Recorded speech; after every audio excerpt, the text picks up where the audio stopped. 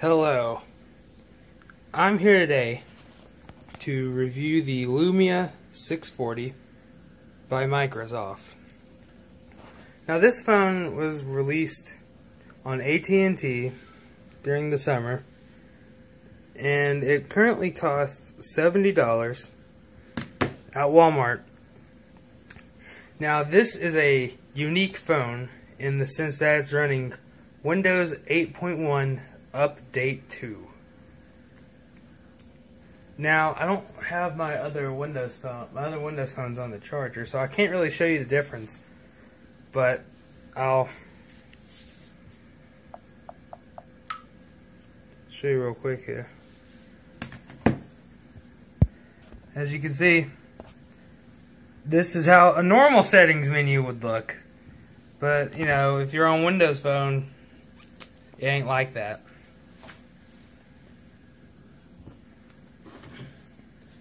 Now, comparatively, on iOS, it's, you know, categorized a bit cleaner. But on here, it's kind of better. I mean, you can press on it and it'll bring that up. This is how it should have been from the start. Now this phone is rocking a Snapdragon 400 processor with an Adreno 306 processor, I do believe.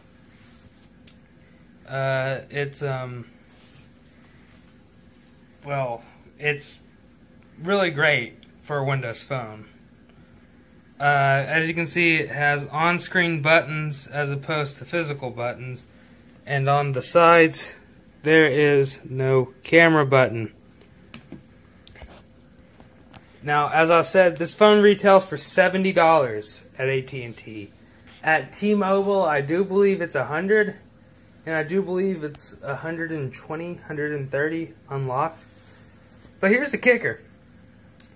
While AT&T sells this for $70, the XL, the extra large version of this with a 5.7-inch screen and a better front and back camera and a better battery, goes for $250 before taxes.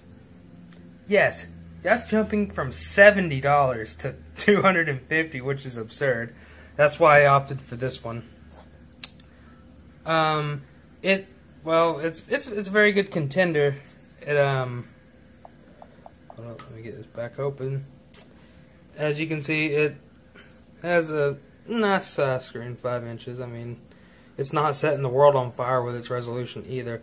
But it is the first 600 series phone, besides the XL, to have a 720p display.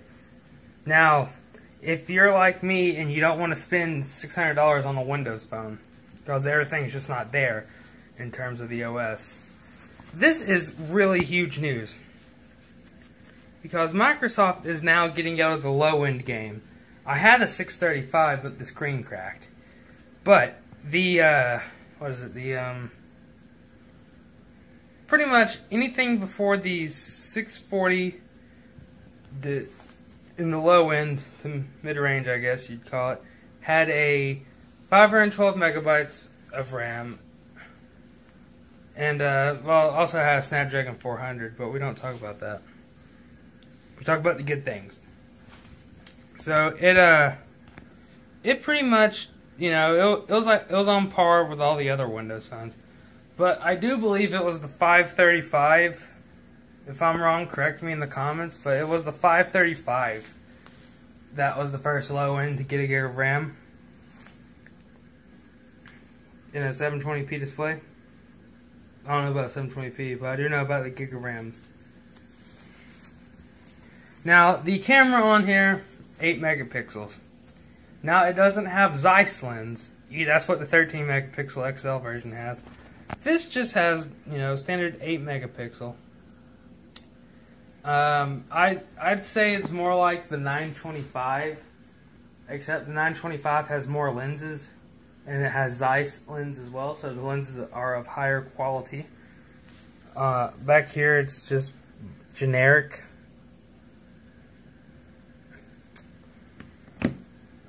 On the front, 1 megapixel camera, as opposed to the Fire phone, which had about 50 million cameras, which I'm recording this on. So tell me how the quality is. Is it better than my HTC? I'd assume it's better than my M8. But yeah, I mean, for games, it's average. Would be a game. Okay, so a game like Overkill 3, it hits stutter. You know, it hits a wall when it comes to playing it, where it'll just for like a minute straight will just lag out like it's none of your business. But Subway Surfers does okay. But you know, you're mostly not going to be, you know, relying on this for gaming. If you were relying on a Windows phone for gaming, you would probably go with a Icon or a 1520. But you know, this is an Admiral phone for the price, $70. Now,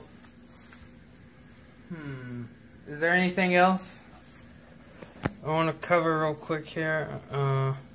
So let's see. We've gone over the processor, Snapdragon 400. Gone over RAM, gig. Screen size, 5 inches.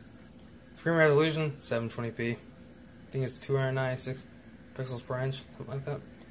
On-screen buttons, 8 gigs of onboard storage. I think about 4 or 6 is usable is available to the user.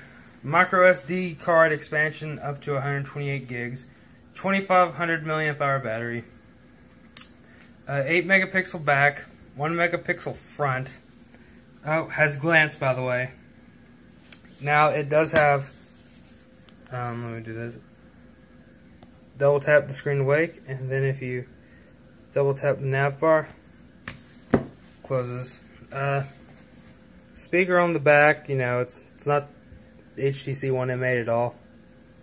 You know, it's not gonna, you know, lighten up the room, but I think it's pretty tinny. Micro USB. So I would consider this a pass. $70. Great phone. The only thing I would say that's bad about it is that it's running a Snapdragon 400 processor. The gig of RAM is okay for Windows Phone. Jesus. But the Snapdragon 400 kind of killing it. Kind of killing these Windows phones. Especially the 830. The 830. Jesus. Okay. We are putting you on silent. iPhone. There we go.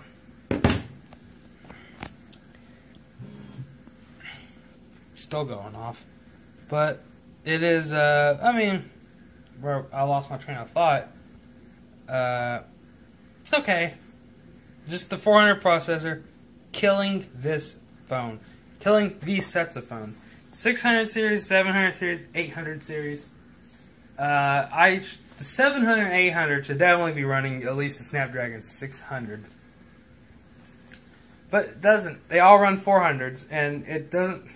This same specs pretty much as the 830, just, you know, in a plastic shell instead of metal.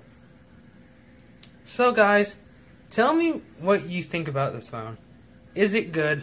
I'm going to be comparing it to the 1020, the Amazon Fire Phone, and possibly the M8. I don't think I'll be comparing this to the iPhone. I might, but most likely not. And remember, this was recorded on a Amazon Fire Phone, so tell me how it, you know, looks.